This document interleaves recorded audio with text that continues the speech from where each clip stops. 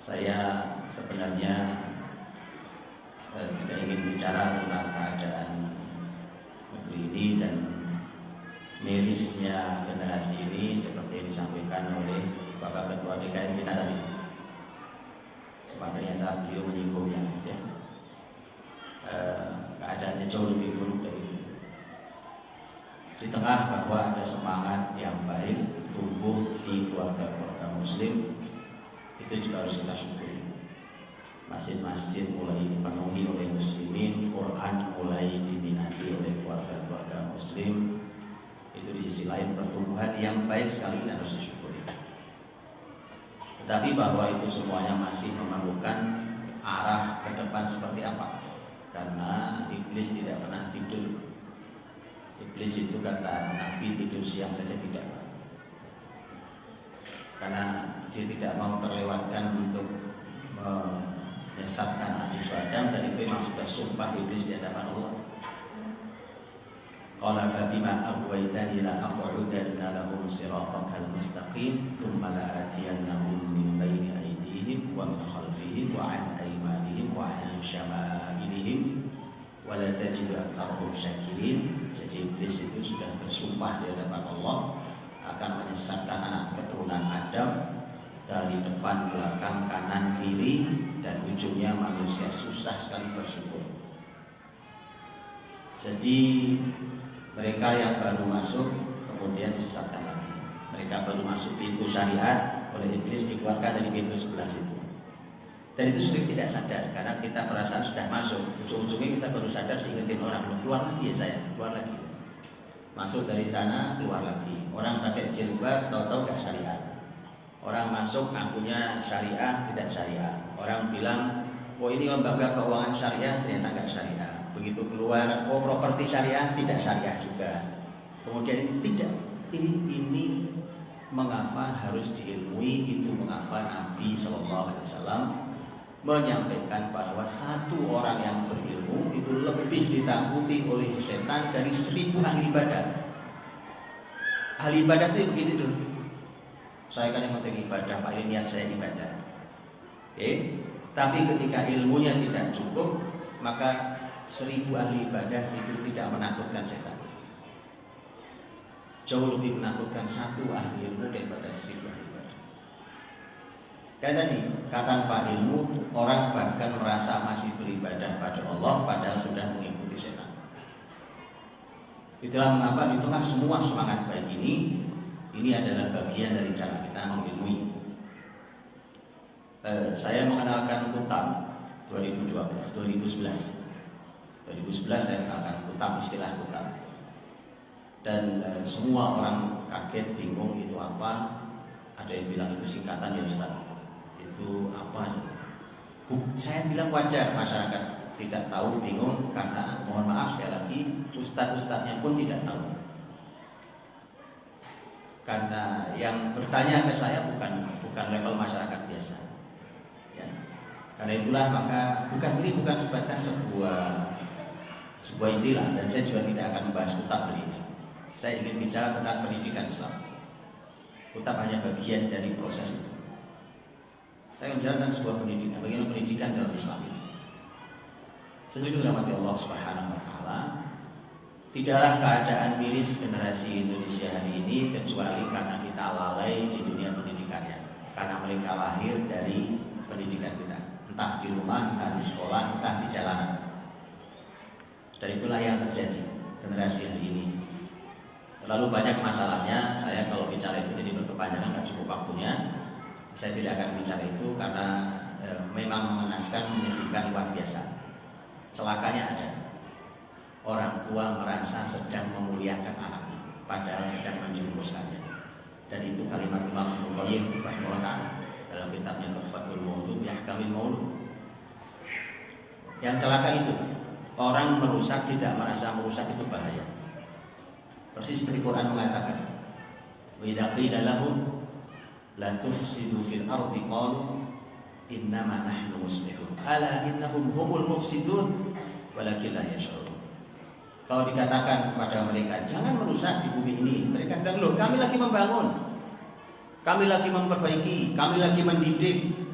Allah katakan, ingat bahwa mereka itu perusak, tapi mereka tidak sadar. Itu yang bahaya, sangat bahaya.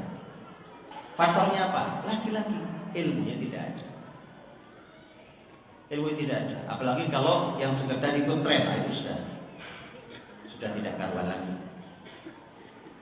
Jadi kalau Pak Ketua DKM kita menyampaikan tentang gadget, tentang HP, tentang generasi ini, orang tua tidak merasa bersalah. Orang yang handphone tidak pernah mengukur secara syariat kapan sebenarnya handphone ini boleh saya berikan ke anak-anak. Saya mau tanya Bapak Ibu pernah tahu di mana dalilnya handphone boleh dikasih kapan? Itu masalahnya. Lu apa ada? Ada. Kalau nggak ada, Islam ini nggak lengkap. Kalau tidak ada, Islam ini tidak lengkap berarti. Apalagi hal yang berhubungan dengan kerusakan massal. Apa adanya? Faktornya tadi. Karena kita melakukan sesuatu belum diilmui. Itu faktornya. Maka dari itulah begitu kerusakan terjadi baru kita pada sadar semua. Dan inilah yang kemudian nanti akan berhubungan dengan segala hal. Saat mereka memimpin, mereka merusak. Saat mereka jadi teknokrat, mereka merusak. Saat jadi dokter, mereka merusak. Saat jadi ahli ilmu agama, mereka merusak. Saat jadi siapapun, mereka merusak. Saat diamanahi rumah rusak, diamanahi masjid rusak. Apa bisa masjid rusak? Oh iya, Nabi pernah bakar masjid. Atau pernah tahu kisahnya kan? Nabi pernah membakar masjid Diror namanya. Masjid rusak. Antum jangan bilang Ustaz Budi ngajari bakar masjid ya.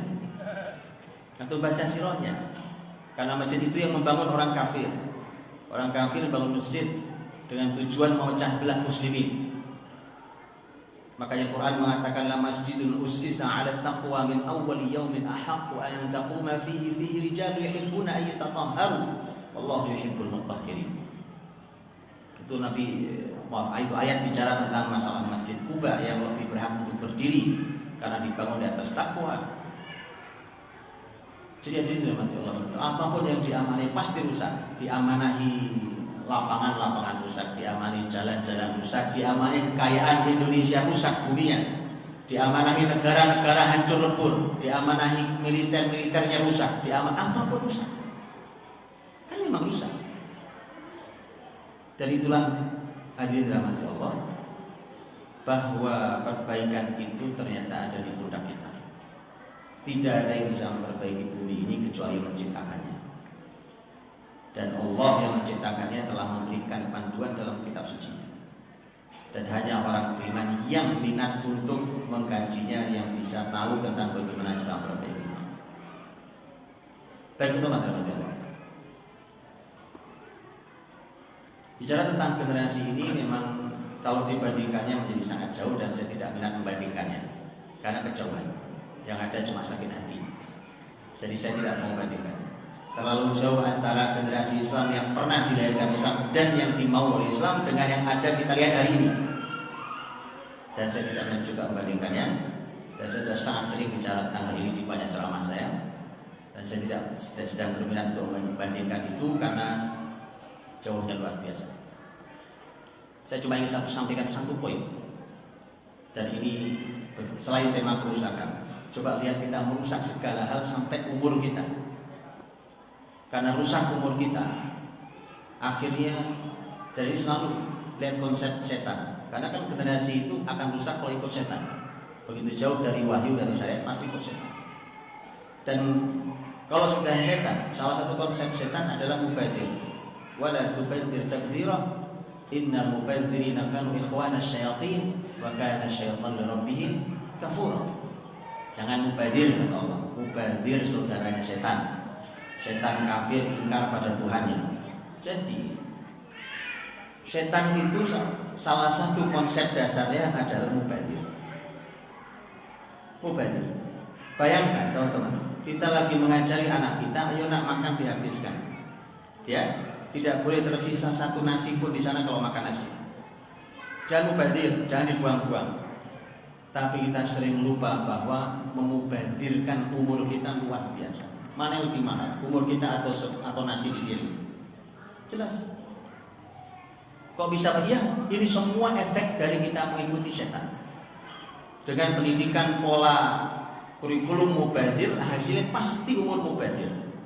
Saya mau tanya, lulus kuliah S1 umur berapa? Kira-kira S1 lah. Jangan yang terlambat, Ustaz. Jangan yang terlambat atau yang menjelang DO, jangan yang normal-normal aja. 21. Oke. 21. Lulus hari ini di wisuda, bisa ngapain? 21 loh usianya, sudah 21 umurnya. Itu kalau generasi didikan Islam teman-teman, jadi khalifah sudah. Saya nggak bicara kerja, terlalu sederhana tema bekerja itu. Karena di kepala kita sangat remeh-temeh, cuma lulus sekolah supaya bisa kerja. Akhirnya kerja aja nggak dapat. Karena memang remeh. Kita itu sudah salah sejak niat. Saya sebenarnya khawatir, tapi entah kenapa ini tidak muncul di banyak orang. Rasulullah SAW pernah bersabda, lihat hadisnya. Saya tidak tambahi, tidak kurangi, saya bacakan apa adanya, saya terjemahkan apa adanya. Hadis sahih. Rasulullah SAW mengatakan, man ta'allama ilman mimma yubtagha bihi wajhullah la yata'allamuhu illa liyusiba 'aradan minad dunya lam yurih raihatal jannah yaumal qiyamah. Saya terjemahkan apa adanya. Siapa yang belajar ilmu apa saja. Siapa yang belajar ilmu? Yang ilmu itu seharusnya diniatkan hanya untuk Allah, tetapi dia pelajari ingin mendapatkan dunia, maka dia tidak akan pernah mencium aroma surga di akhirat nanti. Yang nyekolahkan anak tujuannya ingin selembar ijazah itu. Oke? Ijazah dunia atau akhirat? Oke, ingin dapat kerjaan dunia apa akhirat? Apa enggak takut dengan hadis ini? Saya takut banget hadis ini.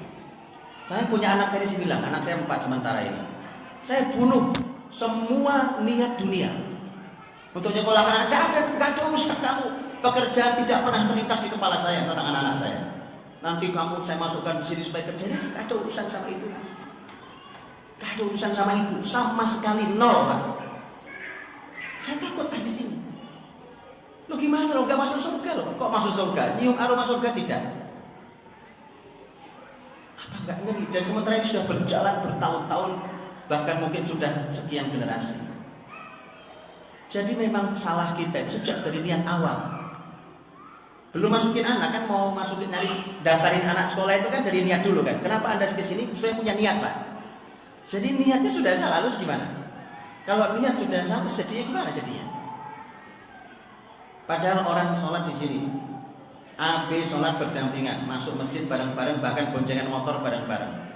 Masuk ke masjid, sama-sama sholat 2 rakaat, sama-sama sholat di masjid Assalam. Itu yang satu bisa dapat pahala, satu nggak dapat pahala loh.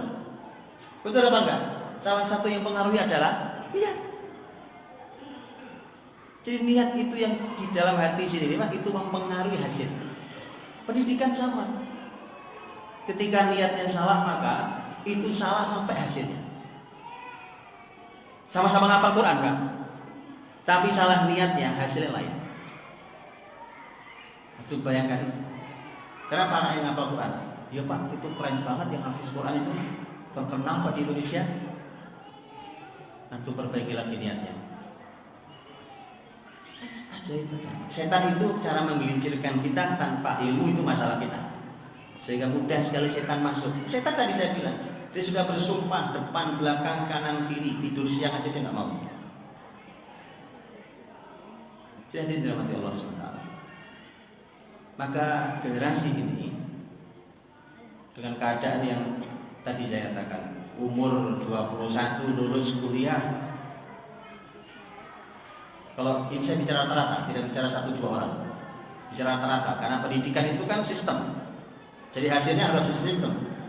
Kalau cuma 1-2 namanya anak ajaib. Ya, makanya saya mohon maaf sekali. Saya juga cukup sedih kalau ada sekolah mengiklankan hasilnya, padahal begitu dicek cuma 1-2 anak sekolah itu sebenarnya.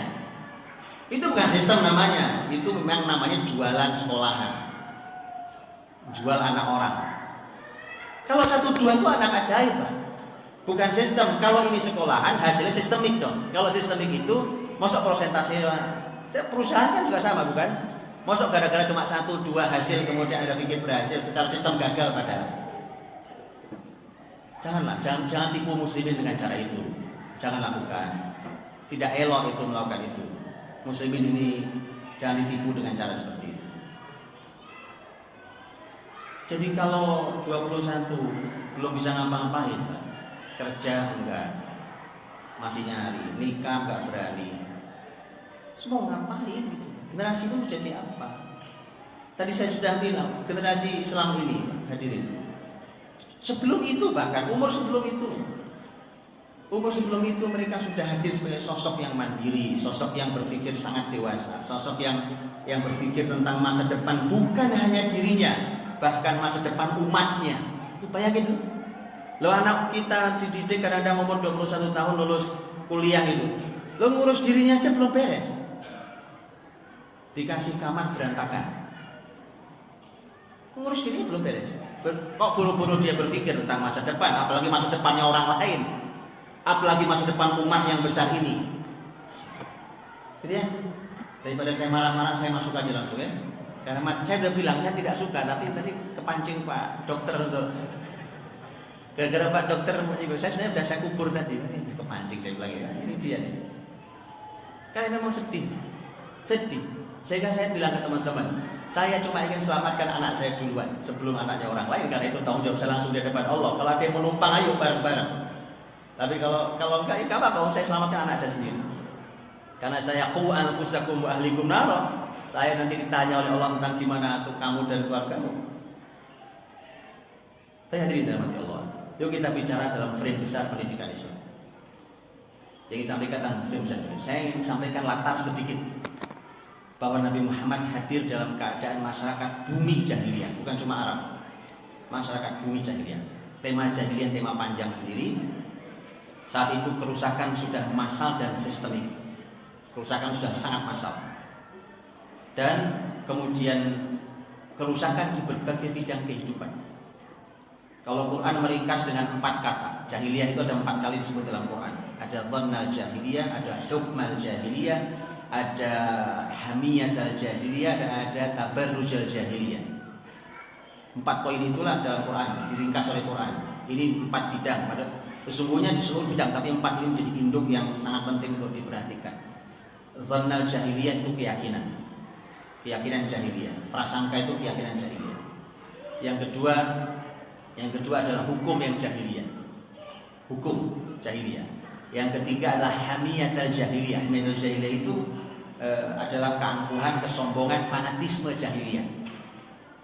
Fanatisme jahiliyah. Orang dengan angkuh sombongnya ternyata yang dipertahankan dilihat ya kayak begini dipertahankan.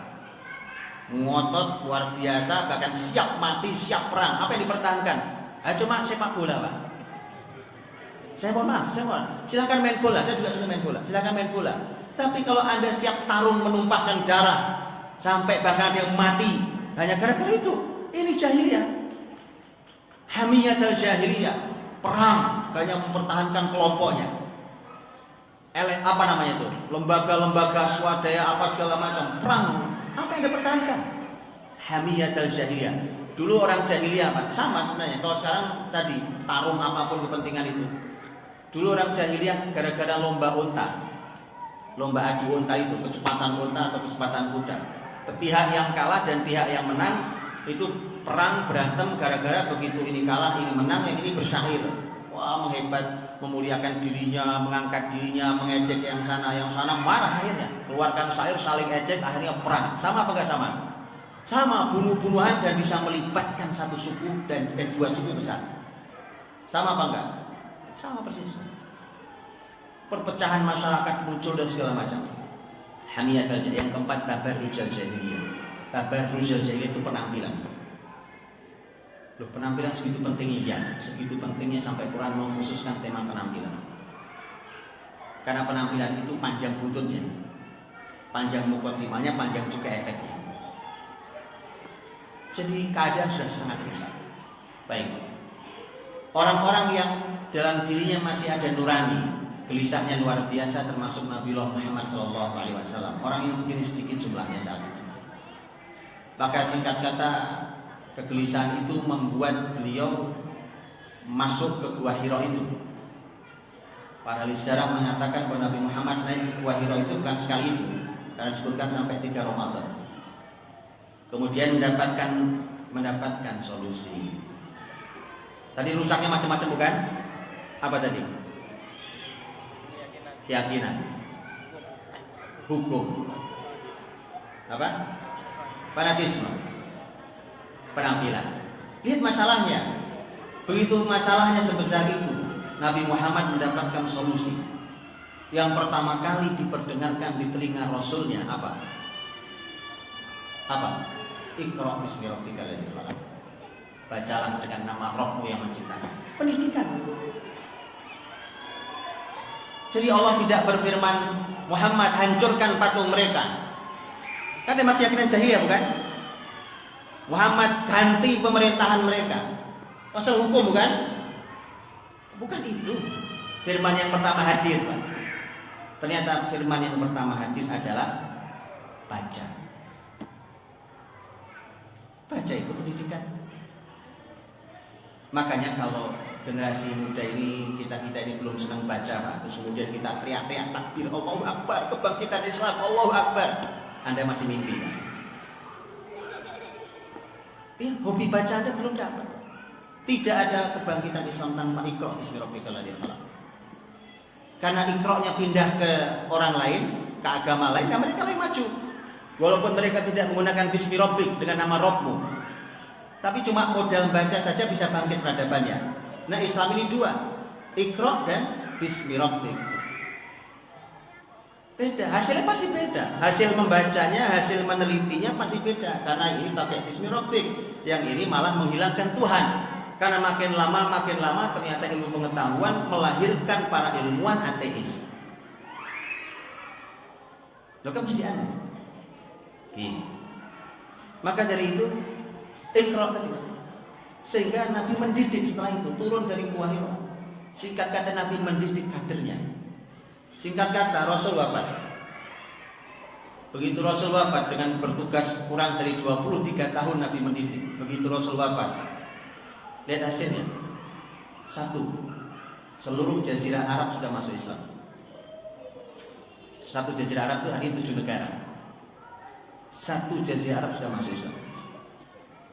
Yang kedua, pintu ke negeri-negeri lain sudah dibuka oleh Nabi. Persia memang belum ditaklukkan, tapi pintunya sudah dibuka. Romawi memang belum ditaklukkan, tapi Romawi sudah dibuka pintunya oleh Nabi. Misalnya kayak itu. Jalur ke arah Nusantara sini memang belum sampai, tetapi pintu jalur sudah dibuka sampai sini. Indonesia masuk dari masyarakat Arab Yaman, bukan begitu? Yaman sudah masuk Islam saat itu. Itu pintunya masuk ke negeri itu.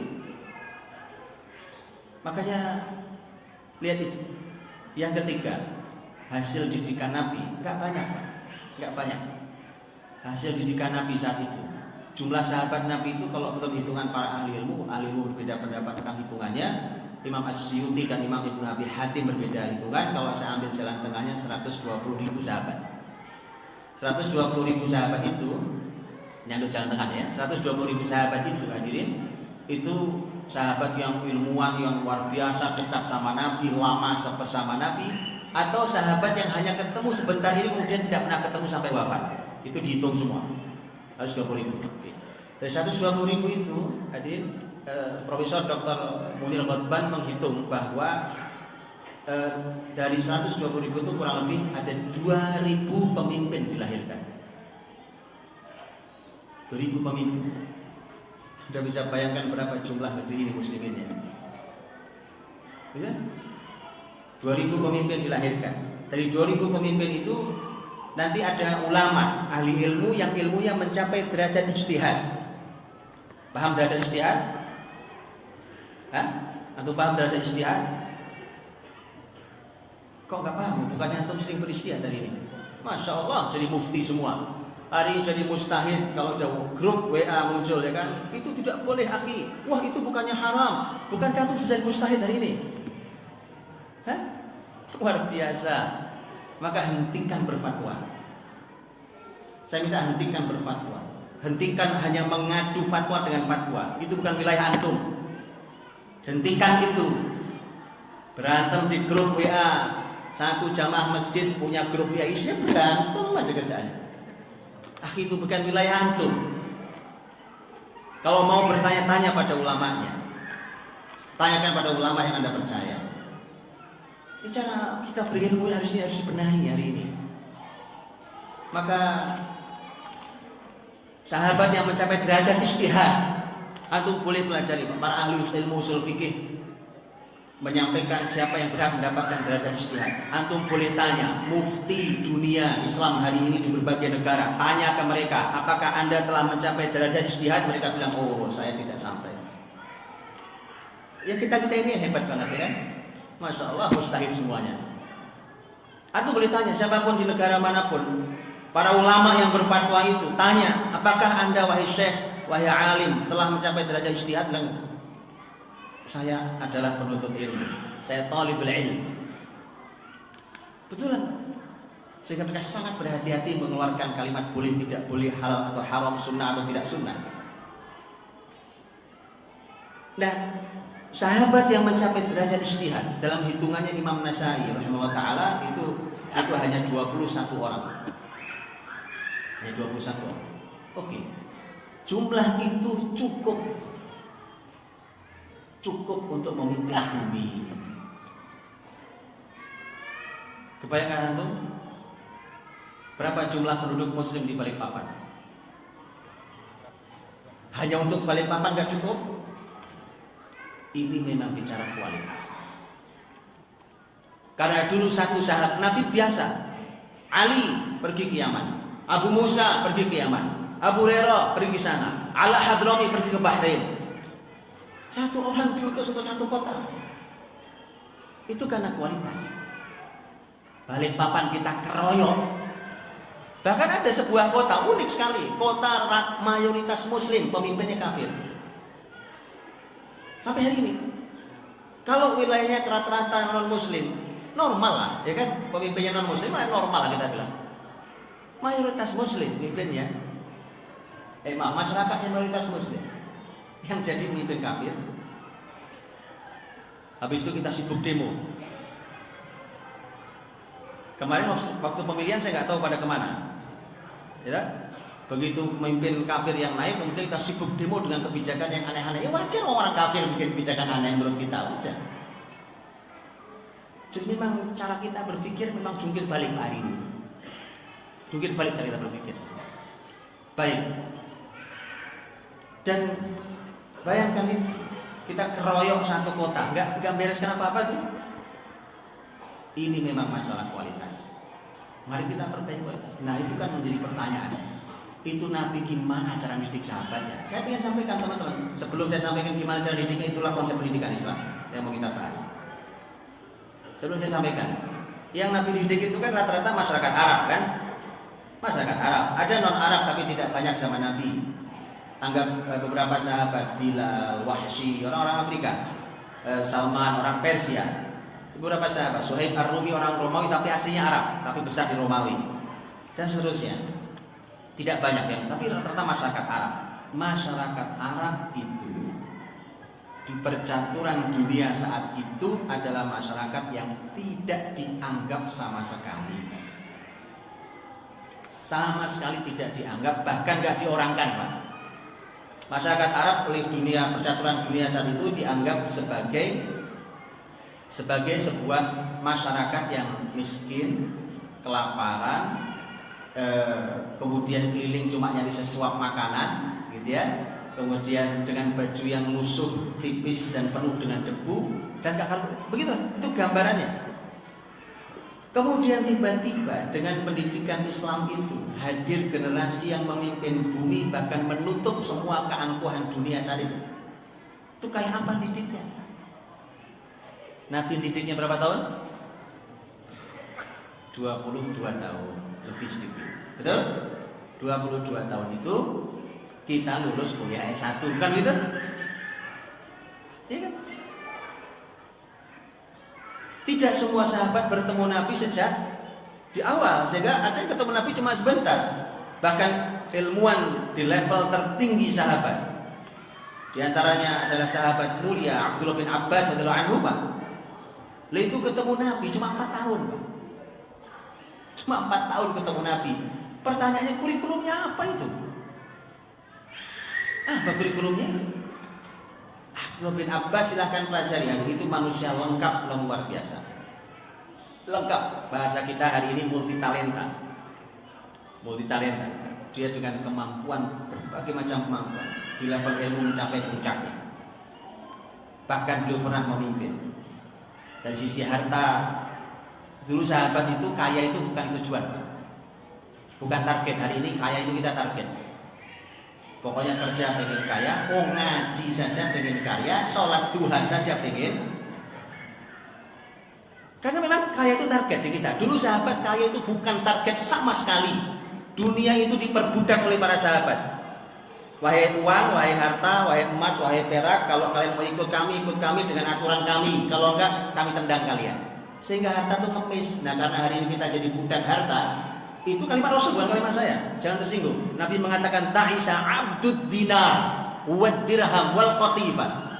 Kata Nabi, celaka hamba atau budaknya dinar, budaknya dirham, budaknya kain sutra. Jadi memang jadi budak. Akhirnya kita diputar-putar oleh harta. Harta bilang, ayo kerja sampai larut malam, Ayo kerja, sholat nanti aja, sholat nanti saja. Karena tuannya adalah harta.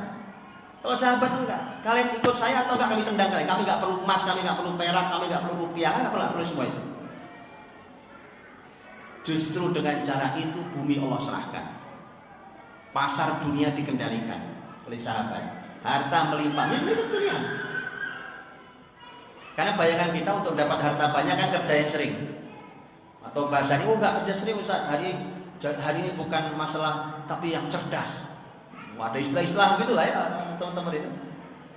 Kerja keras, kerja cerdas, muter-muter masih dikerja. Memang cara berpikir kita sudah cuang bolak-balik gak karuan gitu kan.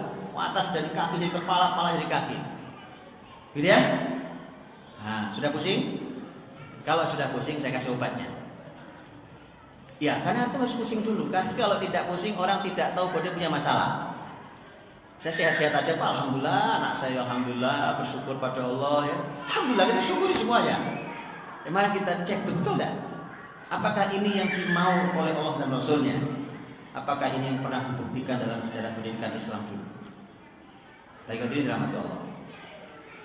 Maka para sahabat Nabi SAW itulah yang melanjutkan perjuangan Nabi, dan kemudian tidak perlu waktu lama untuk mereka merambah seluruh bumi. Begitu luasnya jangkauan para sahabat Nabi Shallallahu Alaihi Wasallam, mereka hadir dimanapun, mereka membuka dan memakmurkan negeri yang diinjaknya. Itu persis seperti kalimat kita di bahasa Indonesia, di mana kaki dipijak di situ langit dijunjung. Itu luar biasa loh Pak. Oh, kita ini sekarang bumi tanpa langit toh. Coba begitu sudah nginjak bumi, lupa di atas ada langit, betul tak? Padahal di atas langit ada malaikat sana, betul kan? Kita lupa ada. Bahkan Allah mengatakan wa fis samaa'i rizqukum wa ma tu'adun.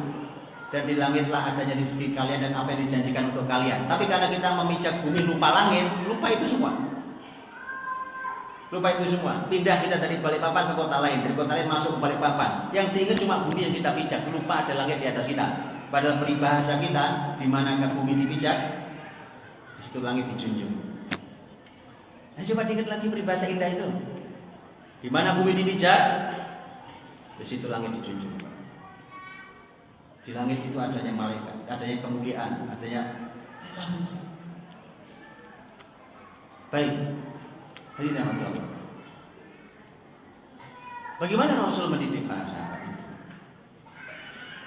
Bisa sampai seperti itu. Bukankah kita sudah berusaha hari ini, kenapa hasilnya jadi kayak begini? Yuk kita lihat hadirin. Tentu sebagian, karena saya tentu tidak cukup waktu untuk menyampaikan semuanya. Hadirin dirahmati Allah. waktu Nabi mendapatkan perintah Allah Subhanahu wa taala untuk mulai menghadirkan generasi-generasi dimasukkan dalam Islam, saya ingin menyampaikan bahwa ini salah satu catatan kita, ya, tanpa mengecilkan peran orang tua yang sangat berjasa untuk kita dan sangat besar peran untuk kehidupan kita. Tetapi para pendukung dakwah Nabi adalah anak-anak muda, bahwa yang melingkupi, mengelilingi Nabi anak-anak muda. Bahkan dalam sebuah riwayat Nabi SAW mengatakan, aku ini dimuliakan, didukung oleh anak muda, tapi dihinakan oleh orang-orang tua. Itu Rasul, bukan saya bicara. Lebih dari itu, ring satu Nabi, 10 sahabat yang dijamin masuk surga itu, yang dalam satu hadis 10 nama yang disebut, atau menghafalkan 10 sahabat, oke? Semuanya tidak ada satupun yang usianya lebih tua dari Nabi. Semuanya lebih muda dari Nabi. Bahkan data dari 10 itu, semua lebih muda dari Nabi. Data dari 10 itu hadirin, 5 orang dari mereka usianya di bawah 20 tahun. Maka saya suka kalau ada kajian isinya anak muda, dan itu sering diremehkan orang. Anak-anak muda itulah potensi besar. Anda berhasil pegang peradaban di tangan Anda. Anda berhasil membuat berkilau generasi muda, kebangkitan ada di tangan Anda. Mohon maaf, saya tidak mengecilkan orang tua. Ya, orang tua punya peran luar biasa, punya jasa istimewa. Beliau membimbing kita, beliau mendoakan kita, tapi peradaban kebangkitan ini memang di tangan anak muda. Itu juga bukan kalimat Budi Asyari. Anda buka tafsir Ibnu Katsir, ahli tafsir, ahli sejarah, ahli berbagai ilmu, Imam Ibnu Katsir. Ketika menafsirkan ayat surat Al-Kahfi, buka lagi nanti, innahum fityatun amanu bi rabbihim wa zidnahum huda. Mereka adalah anak-anak muda yang beriman pada Rabb-nya dan kami tambahi mereka petunjuk. Imam Ibnu Katsir mengatakan, dan begitu juga dakwah Nabi Muhammad dikelilingi oleh anak-anak muda. Imam Ibnu Katsir mengatakan, baik.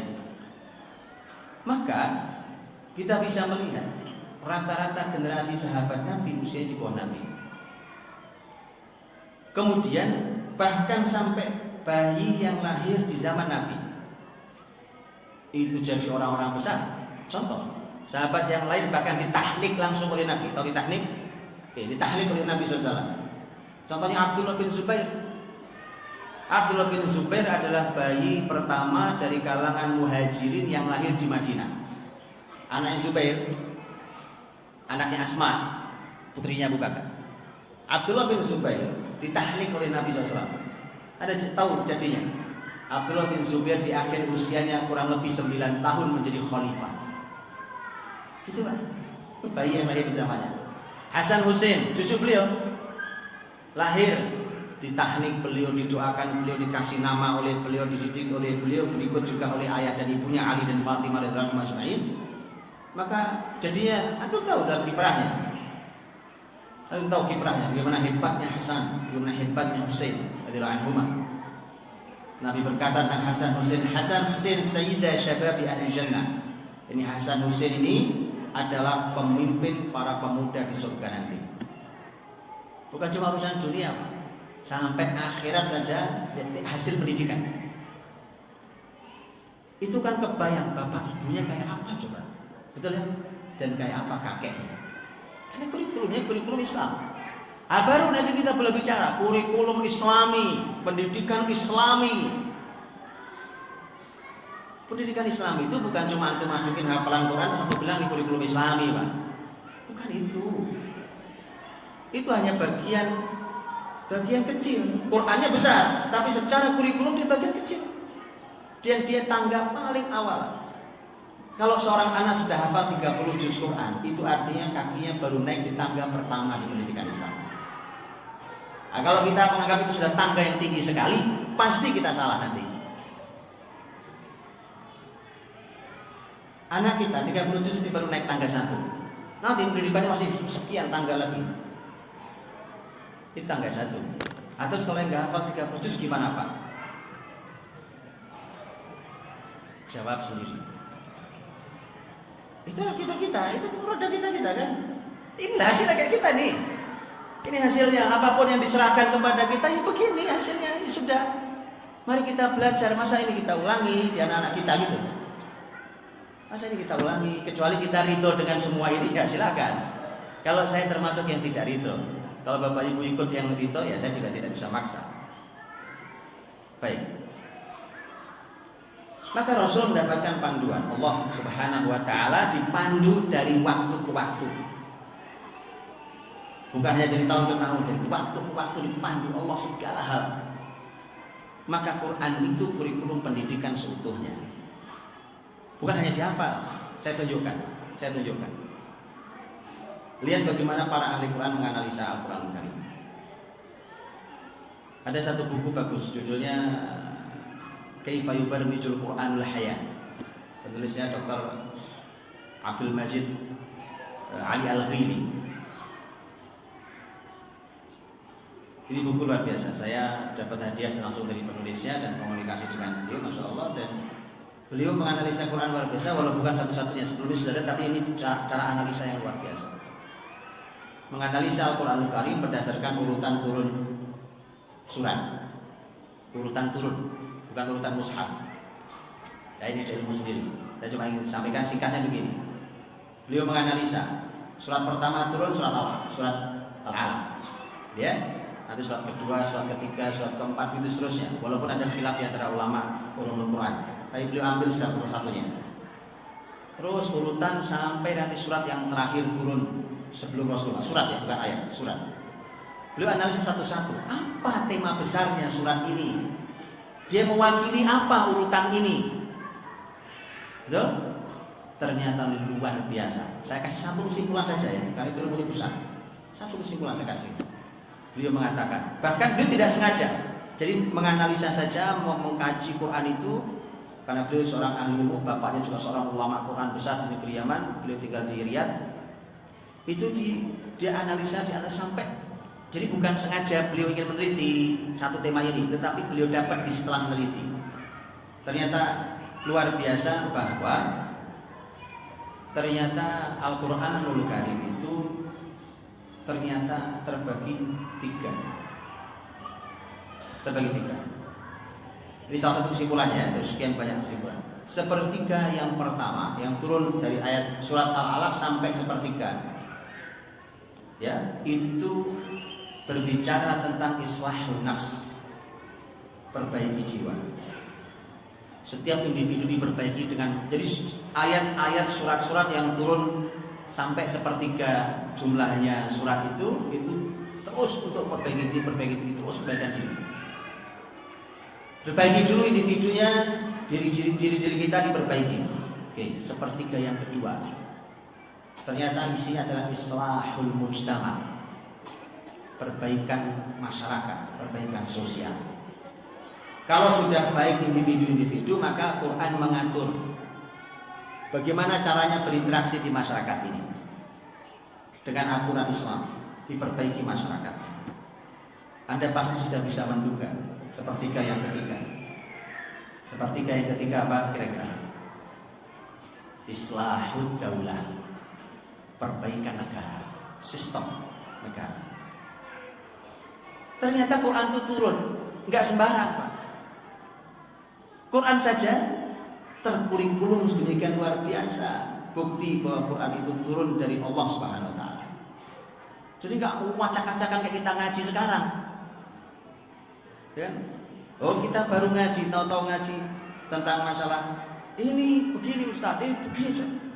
Ngaji itu ada kurikulumnya. Jadi masalah itu gini hadirin. Kita ini sudah lama, sudah mulai diperbaiki. Tapi masih ada image itu kalau ngaji di masjid itu bayangannya informal. Jadi kita bayangkan kalau pendidikan formal itu di kelas, di sekolah. Jadi kalau ngaji begini ini bayangannya nggak formal, sehingga pokoknya terserah ustadznya ngomong apa. Apalagi kalau mimbar Jumat begini, udah nggak pakai kurikulum ini, yakin saya. Betul apa nggak Pak? Apa kurikulumnya? Yang diceramahkan ustadz terserah ustadznya. Dikasih judul pun kadang-kadang ustadznya lepas dari judul, lepas. Atau ditanya yang buat judul, ini urutannya kenapa begini? Dia sudah tahu Pak, pokoknya kira-kira aja lah biarin. Jadi maka ada kurikulumnya, ini tidak ada kurikulumnya, meja ini tidak ada kurikulumnya. Padahal dulu kampus itu di sini mulainya. Sini mulainya, bukan di ruang-ruang itu. Ruang-ruang itu hanya tambahan ketika di sini tidak muat. Jadi memang jungkir baliklah sudah ya. Semua berkurikulum teman-teman, ngaji kurikulum. Saya masih ingat ada seorang syekh ngasih kajian rutin kitab. Saya ingat saya kitab mustalah hadis. Ngaji di masjid mustalah hadis, saya yakin di Indonesia bubar. Oh, ngaji mustalah hadis, Pak. Mustalah hadis ngaji di masjid, masih nggak ada penghuninya. Bubar. Karena apa gunanya buat saya, Pak, untuk mengetahui syarat-syarat hadis dinyatakan hasan? Bahwa rawinya harus adil, bersambung sanadnya. Orang ngomongin apa ini, saya nggak ngerti. Buat saya apa manfaatnya? Ajari saya zikir, Pak, manfaat buat saya. Ajari saya gimana caranya sholat, manfaat buat saya. Ajari caranya saya mendidik keluarga, manfaat buat saya. Jauh banget ya. Suatu hari Syekh itu hadir masuk majelisnya, dia bilang apa? Saya hari ini tidak akan lanjutkan kajian kecuali kalian bisa jawab pertanyaan-pertanyaan saya.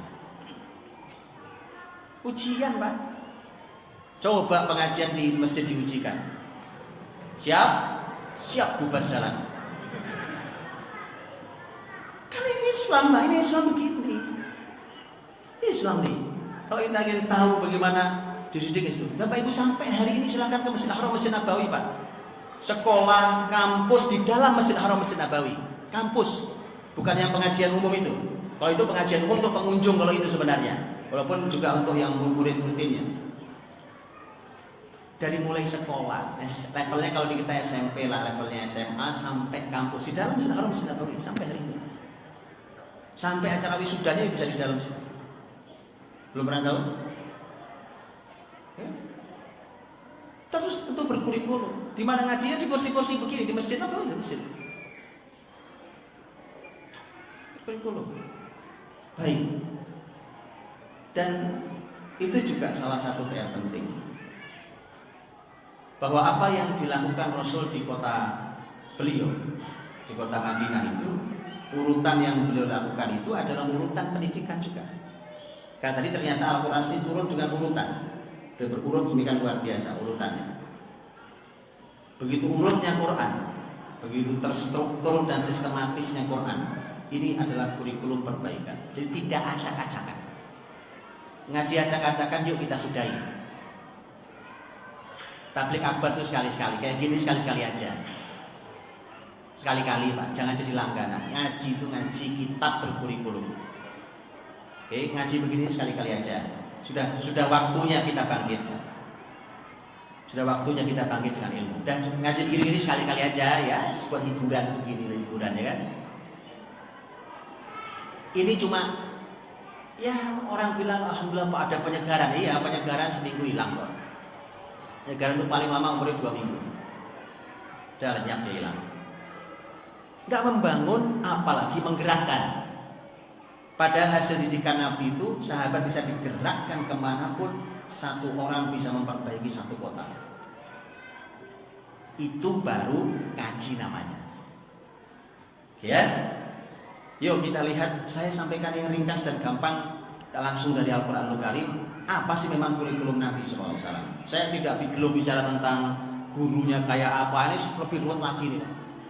Syarat seseorang jadi guru, wah saya bilang saya ini nggak pantas ngajar, tapi dipaksa orang untuk ngajar.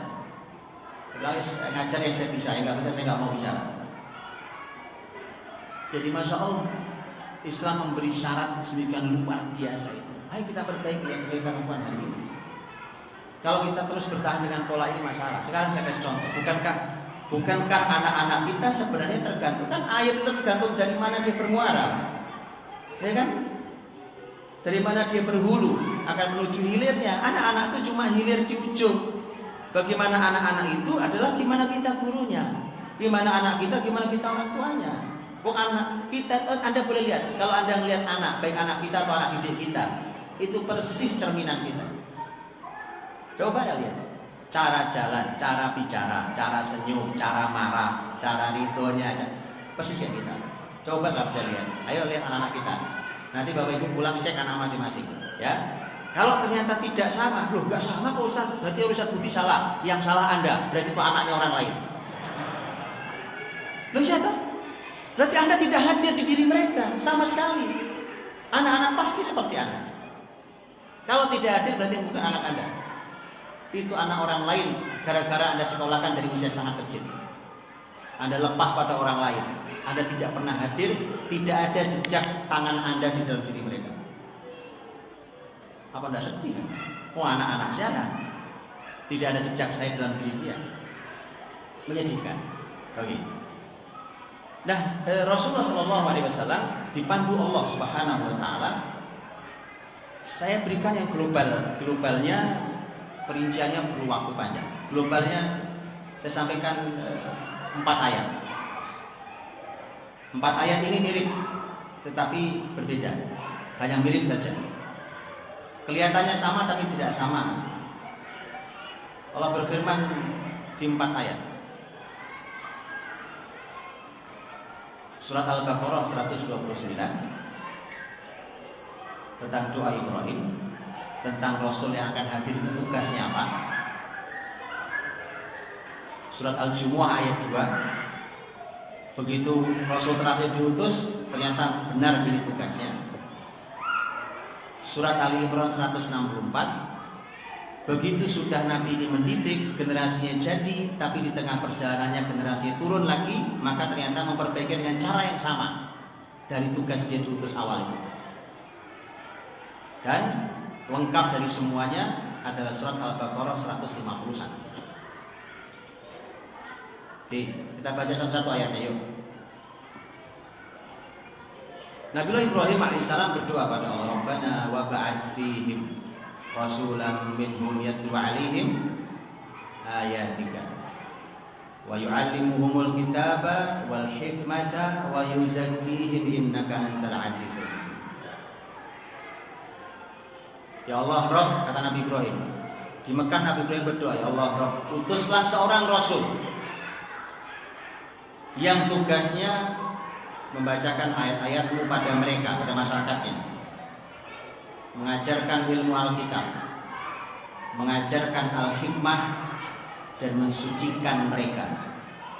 Sesungguhnya Engkau Maha Aziz Hakim. 4. Ya, itu tugas Rasul 4.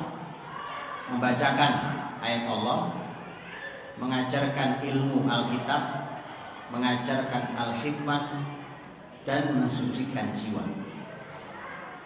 Ini permintaan Ibrahim alaihissalam, doanya di Mekah. Diutuslah Nabi di Mekah posisinya, Nabi Muhammad SAW. Al-Jumu'ah ayat 2. Dijawab oleh Allah. Benar Ibrahim, dikabulkan Allah. Huwallazi ba'atsa fil ummiyina rasulan minhum yatlu 'alaihim ayatihi wa yuzakkihim wa yu'allimuhumul kitaba wal hikmah wa in kanu min qablu lafi dhalalin mubin. Dialah Allah yang telah mengutus seorang nabi yang ummi, yang tidak bisa baca tulis. Di antara masyarakat yang ummi. Jadi hadirin, masyarakat Mekah itu ummi, tidak bisa baca tulis. Bayangkan dari masyarakat buta huruf sampai jadi pemimpin bumi, itu ngangkatnya gimana coba kalau nggak pakai Quran? Ini masih alhamdulillah kita muslim, masya Allah. Kita cinta masjid, masya Allah. Kita ini senang dengan Quran, masya Allah. Kita tidak buta huruf, bahkan kita punya ilmu dan keahlian. Masya Allah modal kita sebenarnya. Jadi mestinya ngangkatnya lebih gampang daripada Nabi ngangkat masyarakat Arab. Masyarakat Arab itu buta huruf, Pak. Gak dianggap oleh dunia. Ternyata bangkit luar biasa. Allah kirimkan, Allah utus seorang Nabi kayak begitu keadaan masyarakatnya. Nabinya juga ummi, tapi buta huruf untuk Nabi Muhammad itu kelebihan, kalau untuk kita kekurangan. Oke. Tugasnya apa? Ternyata Allah kabulkan permintaan Ibrahim alaihissalam. Yatlu alaihim ayatihi, membacakan ayat-ayatnya. Wa yuzakkihim, mensucikan jiwa. Wa yu'allimuhumul kitab, mengajarkan Alkitab, wal hikmah, dan mengajarkan hikmah. Sama kan? 4. Hanya para ahli ilmu mengatakan Allah membalik saja urutannya. Urutan yang diletakkan oleh Ibrahim nomor 4 diletakkan nomor 2, yaitu mensucikan jiwa. Nanti kalau yang belum terbiasa baca Quran dibuka Qurannya ya. Jadi yang urutan yang menurut permintaan Ibrahim nomor 4 yaitu mensucikan jiwa oleh Allah digeser ke nomor 2. Paham? Nah, Quran itu kalau geser sesuatu Pak, oh itu oleh ulama ditanya, dibahas, duduk lama ulama mengkaji. Kenapa digeser? Jadi ulama itu Bapak Ibu kalau Quran, Masya Allah, ulama Quran itu kenapa ahli Quran itu cerdas-cerdas? Salah satunya begini. Ini salah satunya. Itu ada satu huruf yang hilang di Quran, dicari oleh ulama. Coba nyari kemana coba? Itu kan Quran terserah Allah kan? Terserah Allah. Dari mulai lafaz sampai tulisan terserah Allah. Tapi kalau ada satu huruf kok hilang, dicari oleh ulama dan ketemu ilmu besar. Atau satu huruf tiba-tiba muncul di situ loh. Kok di sini ada? Harusnya nggak ada ini. Bergeser juga sama. Ini harusnya di belakang. Kenapa ditaruh di depan? Harusnya di depan. Kenapa taruh di belakang? Itu semua ada ilmunya. Gitu ya Pak. Itu tadi kenapa saya bilang anak kita kalau hafal 30 juz itu baru nginjek tangga 1. Karena sebesar itu ilmunya. Oke. Ahli ilmu tafsir membahas panjang lebar. Saya tidak bahas di sini. Saya sampaikan di poin kecil saja. Bahwa mengapa Allah geser? Yang oleh Ibrahim disebut nomor 4 kalau pindah nomor 2 itu enggak sembarang. Tidak sembarang. Oke. Ada banyak poinnya. Di antara poinnya adalah, dan silakan buka di kitab tafsir ya. Di antara poinnya lihat bahwa ternyata Allah Subhanahu wa taala menginginkan untuk Nabi Muhammad. Untuk Nabi Ibrahim itu cocok untuk Nabi Ibrahim. Jadi apa yang diminta Ibrahim, tugas Nabi itu 1 membaca ayat Allah untuk masyarakatnya. 2 habis bacain ngajarin ilmunya. Dalamnya apa sih yang kamu baca tuh apa isinya itu ya. Nomor 3 mengajarkan al-hikmah, sunnahnya. Yang keempat mensucikan jiwa. Kalau sudah semua ini mudah-mudahan jiwanya suci. Oleh Allah tidak, untuk Muhammad SAW ini dinaikkan nomor 2. Setelah ayat Quran sering dibaca, maka sucikan jiwa dulu. Baru tuangi ilmunya, gali isi Qurannya dan gali sunnah Nabi SAW. Al-hikmah. Ya. Jadi ternyata Allah membenahi urutan. Ini urutan untuk umat Muhammad SAW. Baik. Nanti saya kembali lagi. Tapi kita pindah ke ayat yang lain. Nabi Muhammad mendidik sahabatnya dengan 4 pola itu. Ya nanti saya akan kembali saya detailkan. Begitu dididik oleh Nabi Muhammad, sahabatnya Masya Allah tumbuh luar biasa. Hadir orang-orang yang luar biasa. Terjadilah tahun 3 Hijriah bulan Syawal perang Uhud.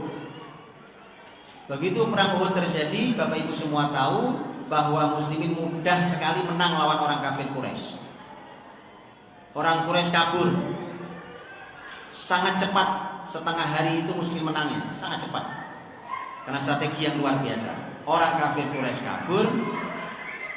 Kemudian mereka saking takutnya meninggalkan banyak harta di medan laga Uhud itu. Nabi yang sudah berpesan kepada 50 pemanah agar tidak turun dari bukit pemanah, ternyata mereka teriak-teriak, "Ghanimah, ghanimah, ghanimah." Turun 40 orang turun dari 50. 10 orang bertahan termasuk pemimpin pemanahnya, sang ahli sniper bernama Abdullah bin Jubair radhiyallahu anhu. Bukan Abdullah bin Zubair, bukan. Abdullah bin Zubair umurnya baru 3 tahun. Abdullah bin Jubair radhiyallahu anhu, sniper paling handal. Saat itu diangkat Nabi sebagai pemimpin 50 pemanah. Maka dia sudah teriak-teriak mengingatkan, tapi nggak ada gunanya. 40 turun karena lihat harta. Oke, singkat kata muslimin kacau balau berantakan, kalah, Nabi terluka, sahabat syahid 70 orang. Gara-gara harta. Gara-gara harta jiwa keruh. Karena keruh, maka ketika Allah berfirman tentang perang Uhud dalam surat Ali Imran, maka Allah masukkan ayat yang 164 itu. Laqad mannallahu 'alal mu'minin. Sungguh Allah telah memberikan nikmat luar biasa pada orang beriman. Apa nikmatnya? Idz ba'atsa fihim rasulan minhum. Ketika Allah kirim seorang rasul. Jadi hadirin, nikmat terbesar itu ketika kita punya Nabi Muhammad SAW. Bukan kemenangan perang itu. Kemenangan perang itu cuma efek kita memiliki Nabi Muhammad SAW.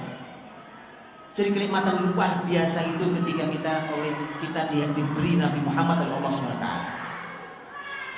Apa tugasnya? Dibacain lagi sama Allah. Sama dengan surah Al-Jumu'ah. Tugas Nabi Muhammad tadi membacakan ayat, mensucikan jiwa, mengajarkan ilmu Alkitab, mengajarkan ilmu Al-Hikmah. Maka para ahli tafsir mengatakan itu artinya sentuhan bahwa toh ternyata begitu keruh jiwanya setelah dididik baik, keruh lagi oleh dunia. Jadi kita hadirin ya. Jadi kalau di hati kita isinya dunia, rebutan dunia, itu pasti keruh jiwanya. Apapun label Islaminya, pasti keruh jiwanya. Ya, oh ini Islami Pak, ini dakwah, tapi asal rebutan dunia pasti isinya jiwa-jiwa yang keruh. Gimana cara kembalikan supaya suci lagi? Sama ternyata Al-Jumu'ah ayat 2 sama dengan Ali Imran 164. Ya udah Muhammad, kembalikan lagi, bacain lagi ayat-ayat Quran yang sering. Sucikan lagi jiwa mereka, ajarkan ilmu Alkitab, ajarkan ilmu Al-Hikmah.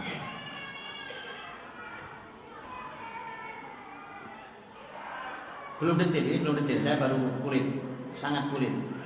Waktunya sudah jam 10.05. Oke. Ayat yang Al-Baqarah 151 saya belakangkan. Nanti kita taruh di belakang. Saya kembalikan dulu di poinnya. Membacakan ayat-ayat Allah kepada masyarakat itu konsep pendidikan awal Islam. Saya sering bertanya begini. Apakah Nabi Shallallahu Alaihi Wasallam sibuk belajar konsep pendidikan Romawi? Tuh dulu pemegang peradaban Romawi loh. Apakah Nabi Shallallahu Alaihi Wasallam sibuk belajar konsep pendidikan Persia? Negeri besar, pemimpin peradaban dunia Persia. Apa begitu? Terus kenapa hari ini kita sibuk dengan konsep orang kafir? Ini keren nih Pak, konsep pendidikan Finlandia. Lupa kita. Nabi Muhammad tidak sibuk dengan tapi ini maknanya Islami. Akhi karim, Quran masih ada utuh bersama kita. Hadis Nabi masih utuh bersama kita. Ulama menjelaskan kitab penuh perpustakaan dunia. Dan ulama di sekeliling kita masih hadir siap menjelaskan untuk kita. Ini bagus ya Pak, pendidikan kurikulum pendidikan Jepang. Lupa lagi kita. Kita lupa lagi Pak. Maka pertanyaan saya itu, apa Nabi sibuk diskusi tentang kurikulum pendidikan Romawi? Apa Nabi sibuk belajar kurikulum pendidikan Persia? Tidak dua-duanya. Bahkan tidak sekian nggak ada. Bahkan Nabi orang Arab. Apakah Nabi sibuk mengambil konsep pendidikan Arab? Tidak juga. Nabi memang orang Arab, tapi Nabi tidak sibuk mengambil konsep pendidikan Arab. Coba lihat itu tadi, ya kan? Coba antum pikir sendiri lah ya, panjangnya pikir sendiri. Oke. Bahwa nanti dengan dididik Islam kemudian terjadi persinggungan. Oh ternyata Pak ada kebaikan itu di Arab. Oh iya. Oh ada Pak konsep kebaikan di Persia. Iya. Ada kebaikan di Romawi. Iya. Tapi kita tidak sedang belajar itu. Ini saya berjalan Islam. Bahwa nanti kok di sana ada cocok-cocoknya itu urusan sama, bukan urusan saya. Gitu ya. Jadi berpikir kita yang terbalik ini hasilnya pasti terbalik. Nah, disinilah maka Rasul SAW itu berjalan di atas panduan Allah tadi membacakan ayat ini. Poin satu adalah yatlu alaihim ayatihi, bacakan Quran pada mereka. Kata yatlu dalam bahasa Arab fi'il mudhari. Kata kerjanya fi'il mudhari itu sedang, sekarang, sedang, rutin, dan akan datang. Itu fi'il mudhari 3. Ya, 3. Maka membacakan Quran itu 3 itu. Sekarang saya baca Quran. Rutin saya baca Quran. Sampai nanti ke depan saya baca Quran. Cuma begini, pahami lebih dalam. Saya mau tanya lebih dalam. Bagaimana dulu caranya Nabi dan sahabat baca Quran? Kalau hari ini kita umpamanya disebutkan, oh Pak Dokter Baban lagi baca Quran, Pak Haji Yasir lagi baca Quran. Kebayang tuh cara bacanya? Beliau lagi megang mushaf atau lagi megang HP di aplikasinya, kemudian baca Quran. Betul? Dulu sahabat nggak ada aplikasi. Dulu sahabat bahkan tidak ada Quran mushaf tulisan. Gimana cara mereka baca? Itulah mengapa hafal itu include di kata yatlu alaihim ayatihi. Tilawah, yatlu ternyata tilawah. Itu mengapa menghafal itu include di dalam kata tilawah. Dulu nggak ada masalahnya. Terus kalau sahabat baca, karena mereka hafal. Karena mereka hafal. Lihat contohnya sahabat ahli Quran luar biasa, sahabat mulia yang nanti menjadi murabbinya Persia. 15 tahun beliau dipindahkan ke sana oleh Khalifah Umar untuk mendidik Persia sampai Persia jadi, baru pulang ke Madinah. Sahabat mulia Abdullah bin Mas'ud radhiyallahu anhu, literatur utama untuk Persia dan dunia Islam. Sampai kapan tuh? Beliau mengatakan, saya ini saya ini membaca 70 surat langsung dari lisan Rasul. Bahasanya begitu. Apa artinya? Nabi baca, jadi saya langsung dari lisan Rasul untuk hafal 70 surat. Karena sering dibaca, maka hafal. Makanya konsep hafal itu cuma satu, Pak. Jadi kalau hari ini mau cara menghafal cepat, gitu kan? Hafal Quran 30 juz sekian puluh hari atau sekian minggu, gitu ya, atau sekian hari. Sebenarnya simpel banget hadirin. Konsep hafal Quran itu hanya satu, sering baca. Kalau nggak percaya, gampang. Coba, apa ada di antara antum yang salah baca Al-Fatihah? Setelah kata iyyaka na'budu wa iyyaka nasta'in apa? Tuh langsung nyambung. Ya kan? Langsung nyambung. Kenapa? Sering baca. Masyarakat kita banyak yang hafal surat Yasin. Kenapa? Yasinan. Oh ya. Setelah masyarakat ini ada yang rajin baca surat Al-Kahfi, sebentar lagi akan hafal surat. Betul kan? Simpel. Jadi memang hafal Quran itu cuma satu kuncinya. Asal antum ulang dan ulang pasti hafal. Itulah yatlu alaihim ayatnya. Karena yang dibaca adalah kitab suci, maka itu sudah modal luar biasa untuk kesucian jiwa. Tapi belum segalanya. Kenapa belum segalanya? Buktinya gampang. Kalau dia segalanya, tidak perlu ada kata setelahnya. Karena kata setelahnya adalah wa yuzakkihim, dan mensucikan jiwa. Tugas Nabi mensucikan jiwa mereka. Loh kan sudah baca Quran, Pak, masa nggak suci jiwanya? Ini bukti bahwa sebagian penghafal Quran jiwanya tidak suci. Faktornya banyak. Salah niat tadi diantaranya, ya kan? Mohon maaf, saya mohon maaf. Begitu orang belajar baca Quran, indah suaranya. Memang kita diperintah Nabi untuk baca Quran dengan suara indah, ya kan? Masya Allah sampai hafal kalau perlu. Begitu niatnya cuma pengen pindah dari lomba ke lomba tahfidz, dari mulai level RT sampai level internasional. Nah, jiwa yang tidak suci. Bukan itu tujuan Quran dihafal, bukan? Apa itu tujuannya? Bukan itu sama sekali. Apalagi begitu, kalau perlu ada lomba tahfidz di televisi. Begitu lomba tahfidz televisi, ya kan, menang, wah itu jualan luar biasa indahnya, empuk banget nyari duit. Tanyakan pada diri tentang jiwa, di mana posisi kesucian. Saya tidak tuduh tidak suci, tapi silakan tanya. Nah, kita yang tahu jiwa kita. Kalau perlu anaknya dikelilingkan di Indonesia, kasihan masih bocah kecil itu. Ibarat tanaman masih tunas. Tanaman masih tunas kemudian dihadapkan pada badai harta, badai keterkenalan, badai itu badai semua. namanya tunas pohon tunas itu nggak perlu badai untuk hancur, betul? Ayo, badai itu ada tiup gitu aja jatuh dia badai. Itu tunas, nggak perlu badai. Apalagi kalau badai sebesar itu, nggak jadi makanya generasi ini. Ya, untuk itulah maka hadirin sebenarnya andai kita tahu mendidik generasi ini maka masya Allah jangan sampai kita dijebak lagi oleh setan dan oleh setanan. Oke. Kemudian yatlu alaihim ayatihi itu makanya dengan tilawah yang sering dia hafal dan dengan tilawah itu maka itu menjadi modal yang sangat besar untuk kesucian jiwa. Tapi belum langsung suci, makanya perlu proses yang kedua yaitu pensucian jiwa. Lah terus pakai cara apa mensucikan jiwa, Pak? Tadi Quran sudah mensucikan jiwa, tapi belum segalanya, oke?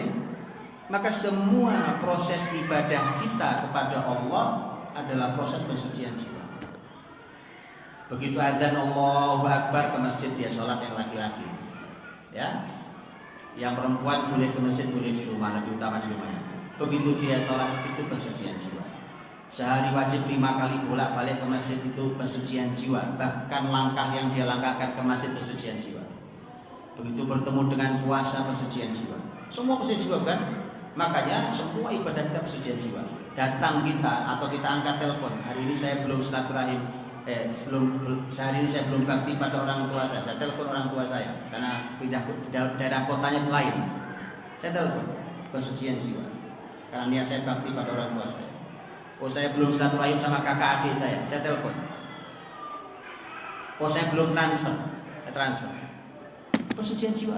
Semua diniatkan ibadah pensucian jiwa. Ada orang kesulitan kita bantu pensucian jiwa. Nah asal dosa pasti mengotori jiwa.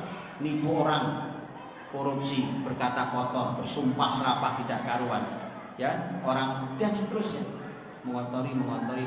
Satu dosa satu titik hitam. Itu hadis Nabi SAW. Akhirnya lama hati jadi hitam kelam. Itu bahaya. Maka pensucian jiwa itu perlu proses berkepanjangan yang luar biasa. Nah tergantung sudah seperti apa. Sekarang begini, ini gelas saya. Ini gelas nih hadirin. Ini kalau saya biarkan nggak usah di luar rumah, di dalam rumah saja. Saya biarkan di dalam rumah di dapur. Jangan dia nutup. Saya taruh juga dalam keadaan bersih. Tapi ini saya biarkan gelas ini nggak pernah saya pakai. Kira 1 bulan, 2 bulan, 6 bulan, setahun. Biarin aja ini gelas unik kan, ini unik banget gelas saya kan. Nggak pernah saya pakai hasil. Saya pakai yang lain. Kira-kira kotor atau nggak kotor?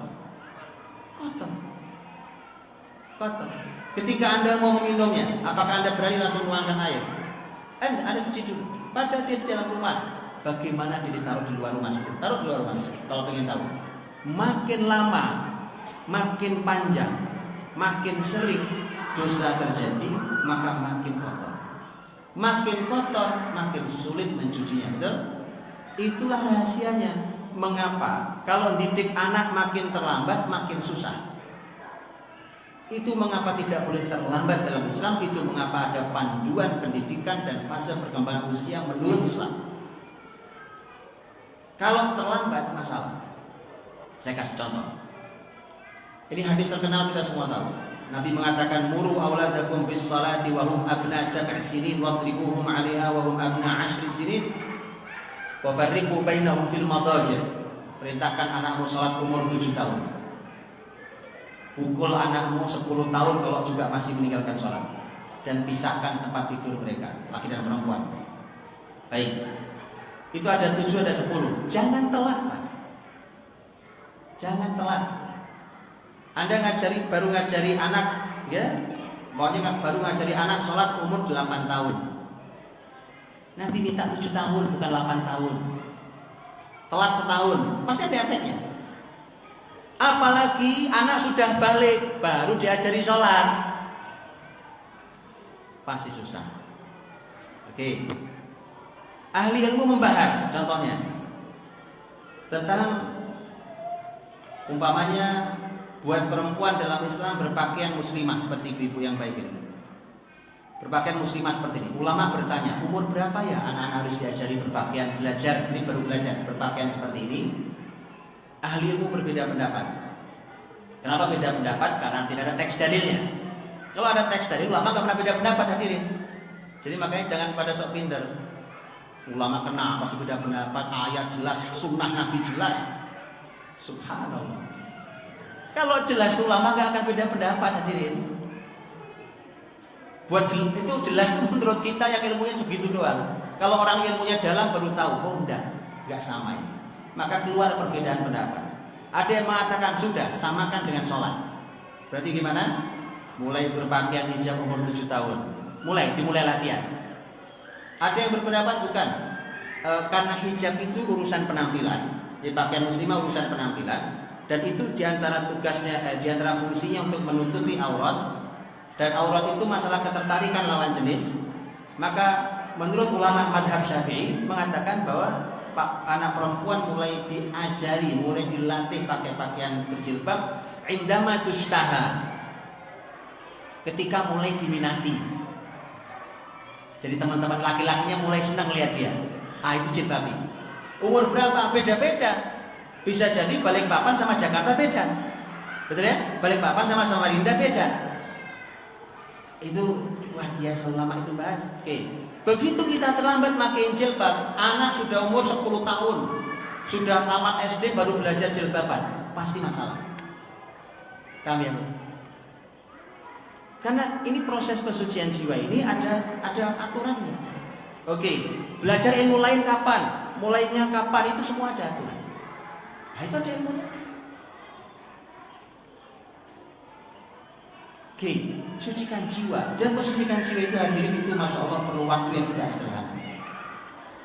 Makanya semakin lama gelas ini kotor, makin lama nyucinya. Paham tadi ya? Anak ini sudah umur 12 tahun Pak. Iya, tapi memang jilbabnya belum beres Pak. Sholatnya juga masih sering masalah Pak. Kadang mak sholat, kadang ini. Itu nyucinya susah Pak. Bukan tidak bisa, perlu waktu nyucinya. Kenapa? Berdebunya kelamaan. Jadi mohon yang sabar.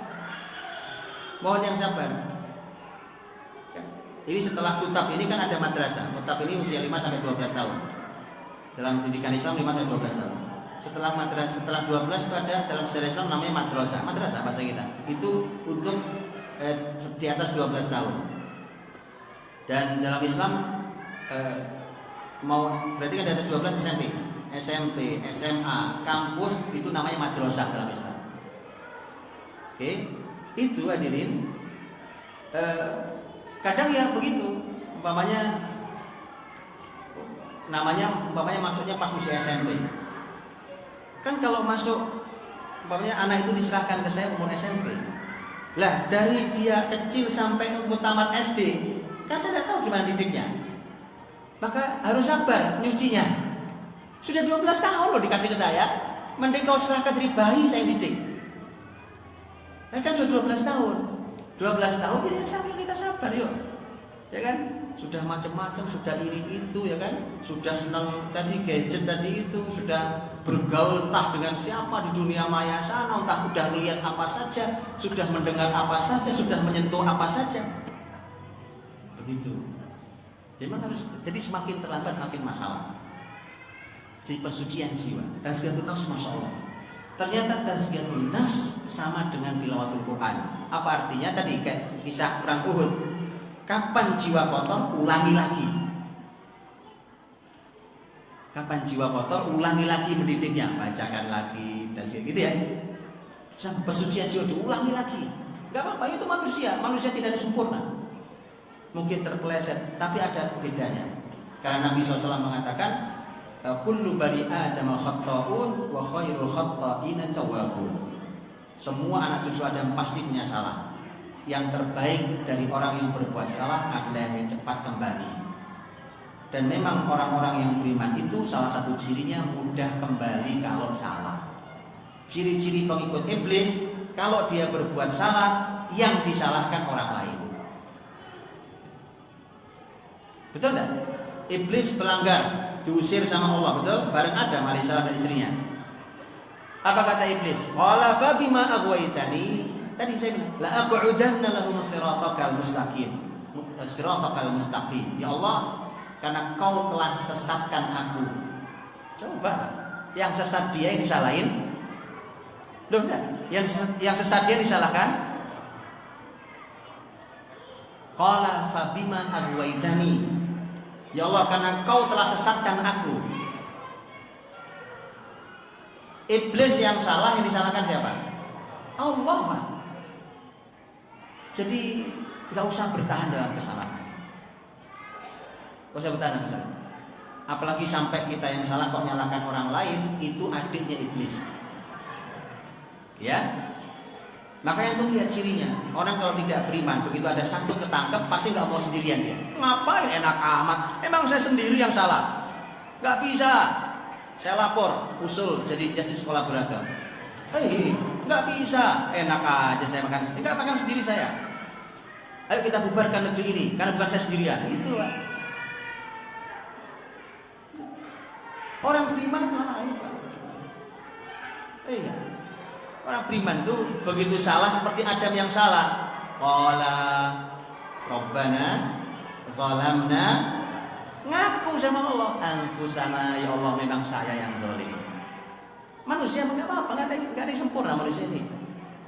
Wa illam taghfir lana wa tarhamna lanakunanna minal khasirin. Ya Allah, kalau bukan Engkau yang mengampuni, bukan Engkau yang mengasihi, maka aku termasuk orang-orang yang merugi. Itu Adam kalimatnya, sama-sama berbuat salah ya.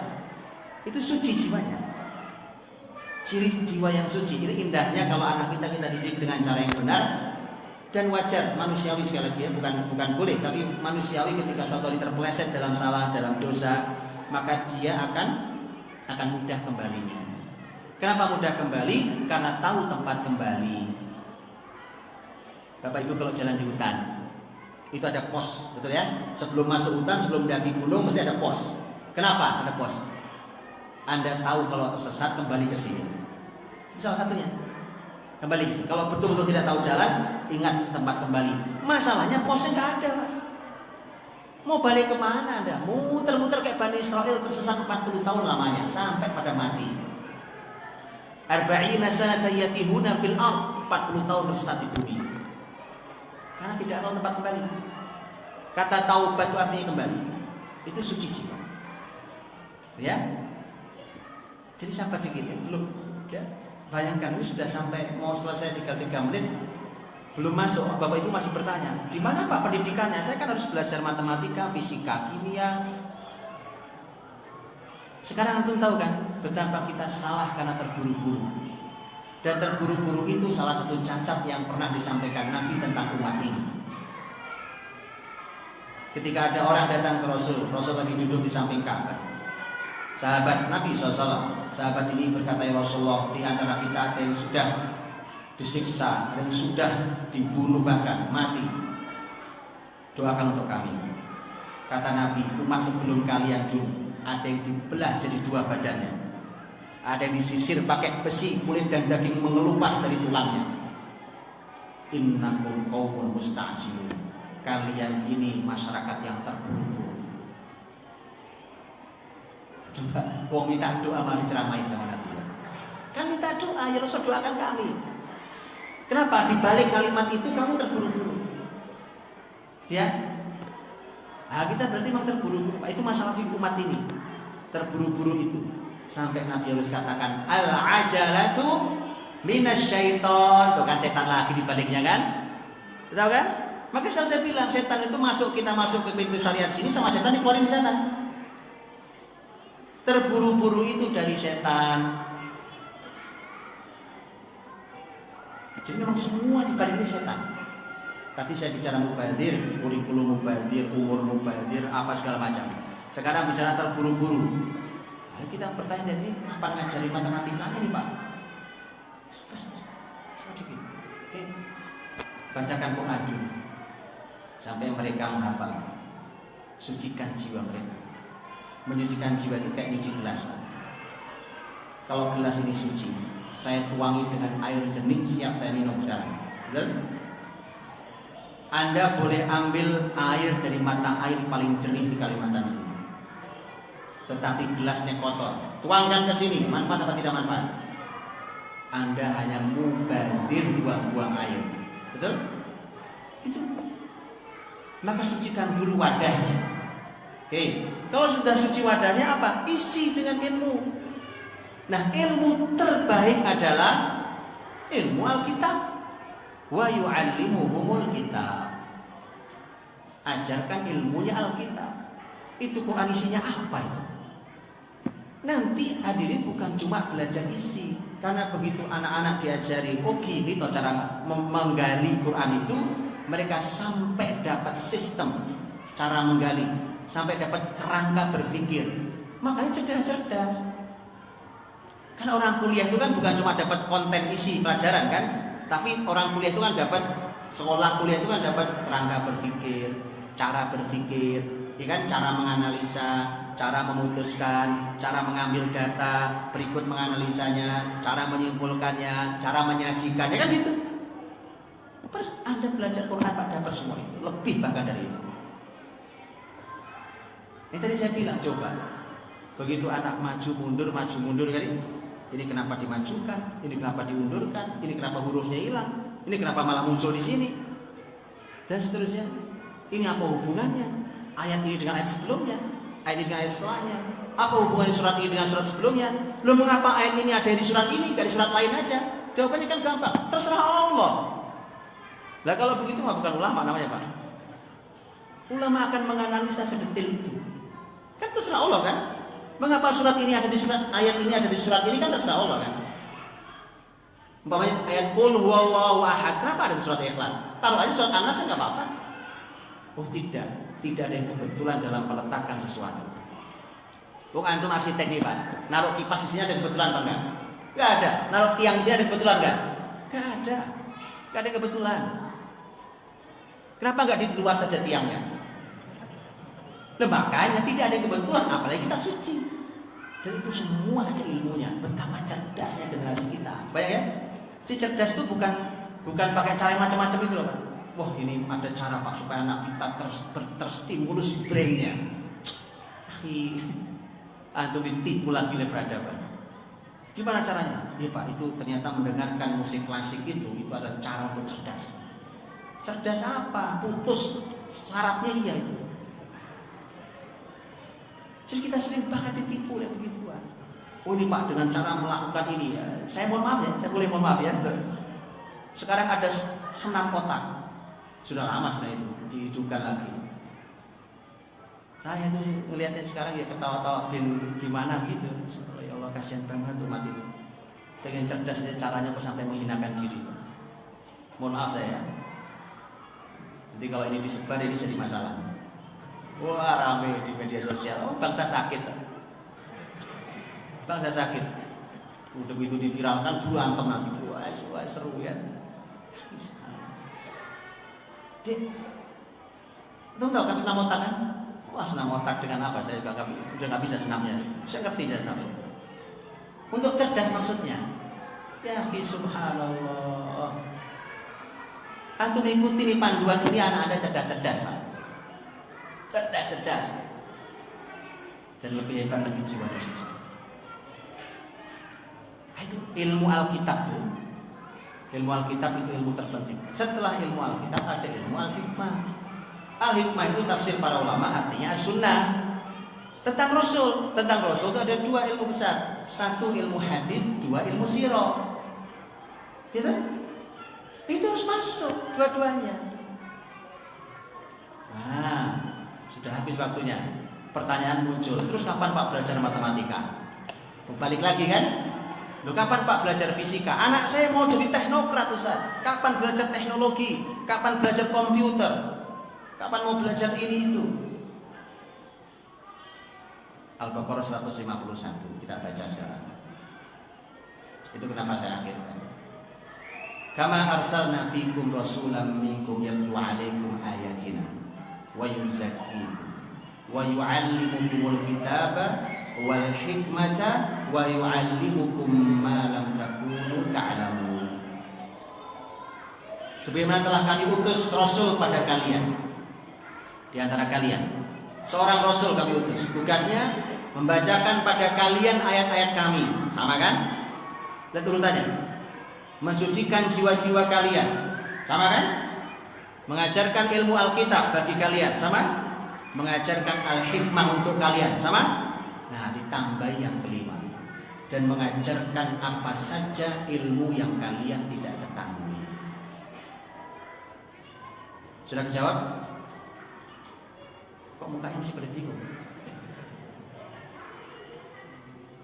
Kan tadi pertanyaannya kapan Pak anak saya belajar fisika, kimia, teknologi apa? Sudah jawab? Sudah jawab? Kalau sudah jawab saya tutup nih. Sudah jam 11 lewat ini. 11 lewat soalnya ya. Lihat hadirin, itu urutan yang tidak sederhana. Ini luar biasa konsepnya. Betul bahwa kita terburu-buru. Kelas 1 SD, sebutkan mata pelajarannya, saya mau dengar. Agama, apa lagi? PPKN, apa? PKN terus? IPA, bahasa Inggris. Hah? Bahasa daerah, bahasa Arab, terus? Hah? Olahraga. Terus? Matematika. Hah? Apa, Bu? Apa lagi? Hah? Seni budaya juga, seni budaya. Apa lagi? Sudah? Dijamin muntah anak Anda, Pak. Ini berapa umurnya dia anak ini? Hah? 6 tahun. Kelas 1 SD umur berapa? 7 tahun. Di atas beliau setahun. Di atas anak kita setahun. Bayangkan, anak baru belajar duduk anteng, Pak. Ya kan? Duduk sebentar nggak bisa, lari lagi kan? Anak baru belajar duduk anteng. Oke? Fisiknya belum kuat, akalnya juga baru tumbuh. Oke? Dan seterusnya. Lah kok dikasih ilmu sebanyak ini? Itulah mengapa kita ingin belajar semua tapi tidak dapat semua. Sudah? Tapi memang harus sabar, Pak. Ini sabarnya luar biasa. Kenapa sabar? Karena Anda tidak, ini kalau bahasa ini keputusan keluarga yang tidak populis. Tidak populis keputusannya. Karena nanti begini, begitu dia ketemu temannya main, ya sudah gitu temannya sudah ngomong bahasa Inggris lagi sama teman-temannya, ya kan? Wah, anak kita tertinggal bahasa Inggrisnya, Pak. Itu di sini udah bergemuruh. Waduh, anak saya tertinggal, Pak, pergaulannya. Teman-temannya udah ngomongin tentang matematika akar pangkat 15, apalah namanya. Ya kan? Anak saya belum belajar itu, Pak, boro-boro akar, ya kan? Rumput aja belum, akarnya nggak ngerti ya saya. Lihat. Loh, padahal itu logikanya sederhana loh, Pak. Ini sampai sekarang kita tahu. Saya pernah diskusi, Pak, dengan salah satu penyusun kurikulum di Indonesia. Sampai beliau keluh, ini seorang profesor mantan rektor kampus ternama di Indonesia. Beliau lulusan Australia. Beliau sampai bilang begini ke saya, Masya Allah, Allah berikan usia beliau panjang hari ini dan sehat sekali. Usianya sudah di atas 70, tapi masih sehat sekali, masih jalan jogging, masih ini. Orang masih cerdas sampai hari ini, orang baik. Itu sampai beliau bilang bahwa bukan ini dulu maksud saya nyusun ini, Ustaz. Bukan ini maksud saya dulu di Australia dan ternyata itu sama, Pak. Ya, Australia, di Eropa. Saya pernah diskusi juga dengan seorang dokter nuklir lulusan Jerman. Sama ternyata, karena anaknya sekolah di Jerman. Saya punya teman SMA kelas 1 di Indonesia, sekolahnya pindah ke Jepang. Ternyata memang hebatan orang Indonesia, Pak, kalau matematika apa gitu ya. Iya, di sana pokoknya yang Jerman itu sampai beliau cerita ke saya. Kalau saya nggak salah ingat ya, Pak. Beliau bilang anak saya itu belajar sekolah di Jerman sampai kelas 3 atau berapa gitu, SD. Itu belajar matematiknya baru penjumlahan, belum pengurangan, apalagi pembagian. Wah, kita udah luar biasa, Pak. Sudah apa aja, sudah kali, jumlah apa, harta orang udah diambil juga, udah macam-macam. Nah, sudah. ini apa? Toh ternyata begitu jadi teknologi yang megang Jerman kok. Gitu. Kan aneh, harusnya kita dong yang megang. Wong kita lomba olimpiade menang terus kok. Emas minimal perak. Coba. Kok nggak jadi begitu ini? Oh iya Pak, tapi mereka jadi tapi di luar negeri. Terus kenapa nggak pulang? Mentalnya nggak jadi. Apalagi ada yang disekolahkan oleh negara. Sekolahkan negara loh Pak. Pakai duit negara, pakai duit rakyat, begitu jadi nggak pulang ke Indonesia. Di mana amanahnya? Apa nggak takut dengan rezekinya? Berarti nggak jadi. Jadi, maka hadirin dirahmati Allah. Nah, pendidikan Islam itu setelah zaman Rasul itu kemudian nanti mulai dilembagakan. Begitu mulai dilembagakan, terutama di masa Khalifah Umar mulai dilembagakan. Terus berjalan sampai Islam yang mengajari dunia tentang gimana caranya membuat lembaga pendidikan. Tidak keluar dari panduan-panduan tadi. Maka hasilnya jauh berbeda. Hasilnya sangat jauh berbeda.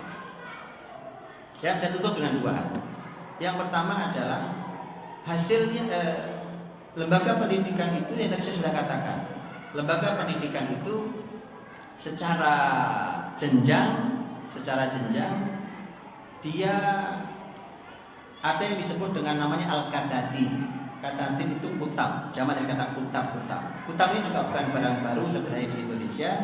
Indonesia pernah mengenalnya hanya karena ditutup dan kemudian ditutup juga kepala kita sampai kita tidak pernah mendengarnya, bahkan asing, bahkan mungkin jangan-jangan ada bapak ibu yang baru dengarnya juga sekarang. Kata kutab. Padahal di negeri ini pernah ada kutab. Enggak aneh. Kenapa enggak aneh? Karena negeri ini tidak terpisah dari dunia Islam. Ya kan? Enggak terpisah dari dunia Islam. Coba dipisah itu kan sekarang. Tidak pernah terpisah dengan kebesaran Islam di Ottoman, di Utsmani. Tidak terpisah bahkan dengan dinasti Bani Umayyah yang zamannya masih sekitar tahun 100 Hijriah. Tidak terpisah, negeri ini tidak terpisah dari semua itu. Kemudian kita pisah, kita amputasi dari dunia Islam. Ya? Nah, akhirnya terjadi menjadi masalah dan negeri ini nggak jadi negeri kehilangan akar, kehilangan sejarahnya dan seterusnya. Jadi al-Qadati atau kutab itu pendidikan yang kurang lebih antara 5 sampai 12 tahun. Apa saja yang diajarkan, apa segala macam itu pembahasan lain. Kemudian setelah itu masuklah level namanya madrasah. Lah, saya bilang tadi madrasah itu level setelah umur 12 tahun. Kan tadi dalam Islam cepat, Pak. Cepat itu bukan akselerasi ya. Mohon maaf, ini bukan akselerasi. Akselerasi itu ya kita belum diskusi lah kapan-kapan ya akselerasi itu kayak apa. Ini bukan akselerasi, kecepatannya bukan akselerasi. Normal, dia berjalan normal. Maka kemudian tumbuh generasi Islam yang hasilnya luar biasa. Nanti saya tunjukkan di terakhir hasil akhir. Nah, jadi dua level kutab dan madrasah menjadi menyederhanakan jenjang. Kan begini Pak, bisa jadi mungkin hanya istilah, tapi ini bukan hanya istilah. Karena di Indonesia saja, umpamanya memunculkan satu jenjang baru di pendidikan, itu anggaran di Kementerian Pendidikan aja nggak gampang nambahnya, betul? Kok jangankan sampai nambah satu jenjang? Itu huruf A diganti U dibalikin ke A, coba berapa anggarannya? Ngerti nggak maksud saya? Saya sampai sekarang nggak ngerti Pak itu. Apa hikmahnya, apa manfaatnya? Saya nggak ngerti sampai sekarang. Indonesia pernah mengenal SMA, diganti SMU, diganti lagi SMA. Saya nggak ngerti sampai sekarang. Wallahi Pak, ajari saya. Saya nggak ngerti itu maunya apa. Manfaatnya apa untuk kebaikan negeri ini saya tidak tahu. Yang pasti saya tahu itu mengeluarkan anggaran. Oh iya dong, ganti pelang aja mah nggak gampang Pak. Loh kalau ganti pelangnya se-Indonesia coba, apa nggak anggaran? Anggaran. Bukunya nggak pakai yang lama, nggak bisa pakai yang lama. Mau SMA jadi SMU. Ajari saya Pak, saya nggak tahu ilmunya. Mohon maaf kalau saya tidak tahu apa manfaatnya. Toh dibalikin lagi, setahu saya itu balik lagi. SMA Besok kita ganti SME apa SMJ apa susu madu jahe boleh kan? Biar seger generasi ini, kuat-kuat seger kan?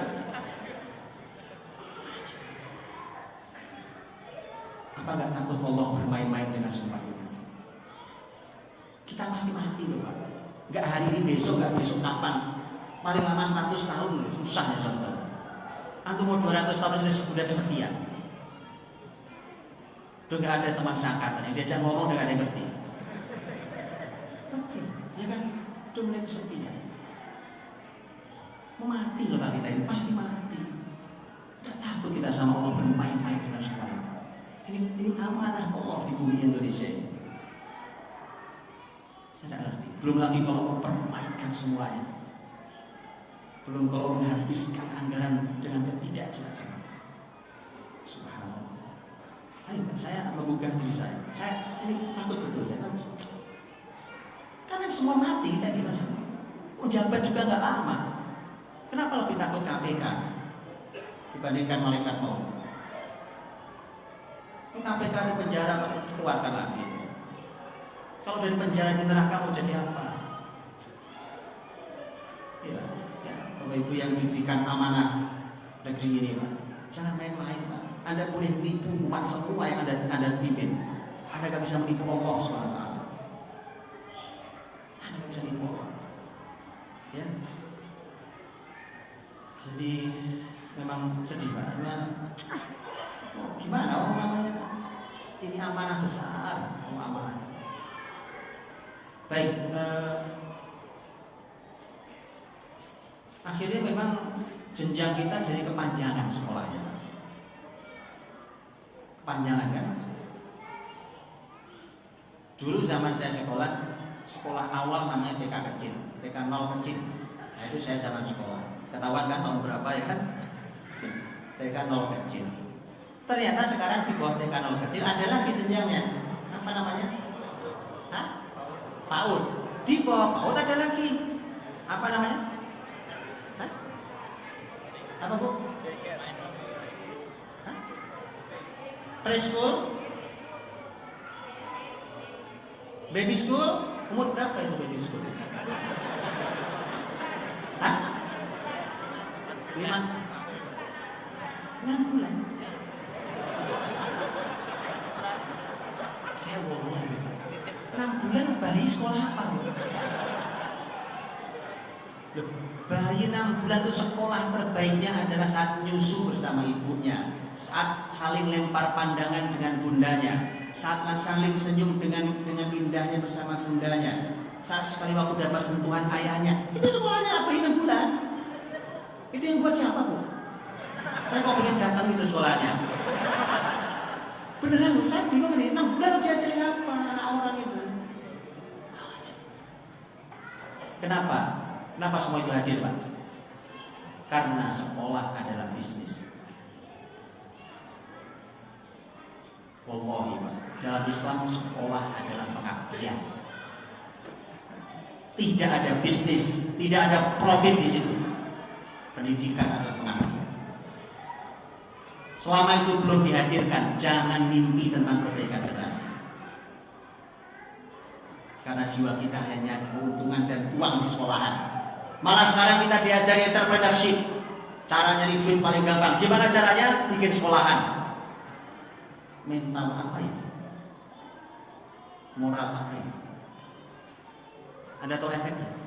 Pokoknya dibuat yang penting ada diferensiasinya, ada branding yang menarik, dijual. Besok begitu menarik kita naikkan secara iklan, besok buka di tempat lain, buka tempat lain, buka tempat lain. Kalau warung nasi pecel setuju saya Pak. Ya kan, ayam penyet saya setuju. Ini generasi ini generasi. Ini masa depan Islam dan Muslimin, masa depan bangsa ini. Ya. Dan semuanya ada sistemnya dalam Islam. Semua ada sistemnya. Tentu mengembalikan tidak semudah balikan telapak tangan, tapi harus dimulai. Harus dimulai. Baik. Satu lagi sebagai penutup, akhirnya hasilnya jauh berbeda. Pasti kayak kita nih kok masih jauh berbeda. Dari niat yang mulia menuntut ilmu karena Allah saja, dengan semua proses dan urutannya, terus hasilnya kayak apa? Jauh berbeda. Maka saat mereka nanti selesai pendidikannya di level manapun, mereka menjadi orang yang selalu memperbaiki. Mereka tidak hanya soleh tapi musleh. Mereka tak hanya soleh untuk dirinya, tapi bisa membuat orang lain jadi soleh. Dia tak hanya memperbaiki dirinya, tapi bisa memperbaiki keluarganya. Tak hanya dirinya, dia bisa memperbaiki alamnya. Tak hanya dirinya, dia bisa memperbaiki negaranya. Soleh dan muslim. Dan mereka orang yang sangat terbiasa berjuang luar biasa.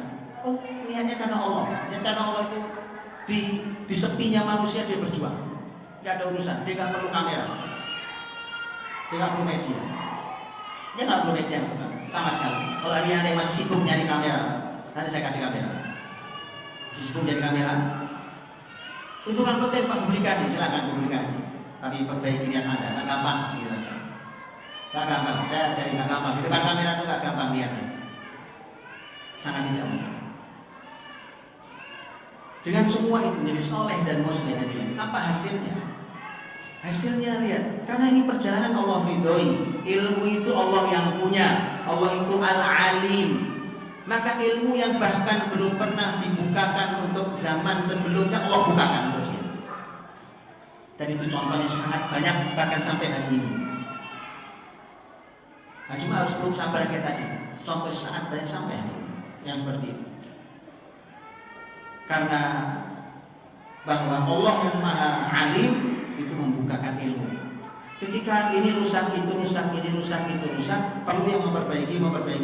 Gimana cara perbaikinya? Bingung, sudah melahirkan sekian profesor nggak ngerti cara memperbaikinya.